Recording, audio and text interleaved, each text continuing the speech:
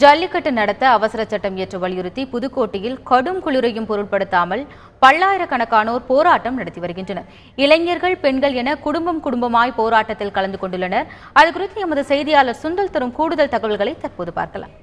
மதுரைக்கு அடுத்தபடியாக புதுக்கோட்டையில் தான் ஜல்லிக்கட்டு அதிகமாக நடக்கும். ஆனால் அதனால் ஜல்லிக்கட்டு ஆர்வலர்கள் புதுக்கோட்டை மாவட்டத்தில் அதிக அளவில் உள்ளனர் என்றே கூறலாம். தற்போது புதுக்கோட்டை மாவட்டத்தில் கடந்த 6 தினங்களாக மாணவர்கள், இளைஞர்கள் ஆகிய பல கட்ட போராட்டங்களை நடத்தி வருகின்றனர். இதன் விருப்பப்படியாக தான் தற்போது புதுக்கோட்டை உரிமை மீட்புக்குழு சார்பில் கடந்த 3 தினங்களாக இரவு பகல் என்று பார்க்காமல் அதிக அளவில் மாணவர்கள், மாணவிகள், இளைஞர்கள் ஆகியோர் இணைந்து இந்த அறப்போராட்டத்தில் ஈடுபட்டுள்ளனர். தற்போது நாம் பார்க்கக்கூடிய காட்சி இரு சூழ்ந்த நிலையிலும் இரவு நேரத்திலும் தற்போது மாணவர்களும் பெண்மணிகளும் அதிக அளவில் இங்கு காணப்படுவதை நாம் கண்ணால் காண முடிகிறது. இந்த போராட்டத்திற்கு ஆதரவு தெரிவித்து புதுக்கோட்டையில், அதாவது சென்னை மெரினா கடற்கரையில் ஒரு காவலர் உண்ணாவிரத போராட்டத்தில் ஈடுபட்டுள்ளார். தற்போது புதுக்கோட்டையிலும் ஒரு காவலர் உண்ணாவிரத போராட்டத்தில் ஈடுபட்டுள்ளார். அவர் ராமநாதபுரத்தைச் சேர்ந்த ஆயுதப்படை மைதானத்தில் பணிபுரியும் கார்த்தி என்பவர் உள்ளார். அவரிடம் கேட்போம், சார், நீங்க இந்த உணர்ச்சி மிக்க போராட்டத்தில் நீங்க கலந்து பெற்றிருக்கீங்க, உங்களுடைய மனநிலை எப்படி இருக்கு?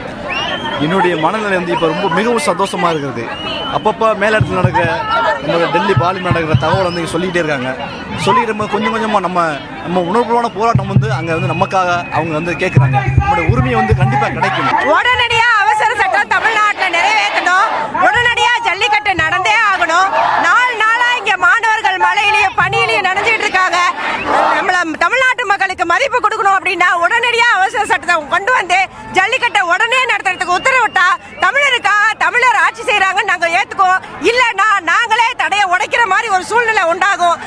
நீங்களே அவசர சட்டத்தை கொண்டு வந்து மாணவர்கள் உணர்ச்சியை மதிக்கணும், நிரந்தர தீர்வு இதுக்கு உண்டாக்கணும்னு நாங்க எங்க புதுக்கோட்டை மக்கள் சார்பாக, மாணவர்கள் சார்பாக கேட்டுக்கிறோம். இதே நிலையினால் புதுக்கோட்டை மாவட்டத்தில் அனைத்து பகுதிகளிலும் உண்ணாவிரத போராட்டங்கள் ஈடுபட்டு வருகின்றனர். சற்று முன்னர் புதுக்கோட்டை மாவட்ட திருவரங்குளத்தில் காளைகளுடன் மனித சங்கிலி போராட்டமும் நடைபெற்றது.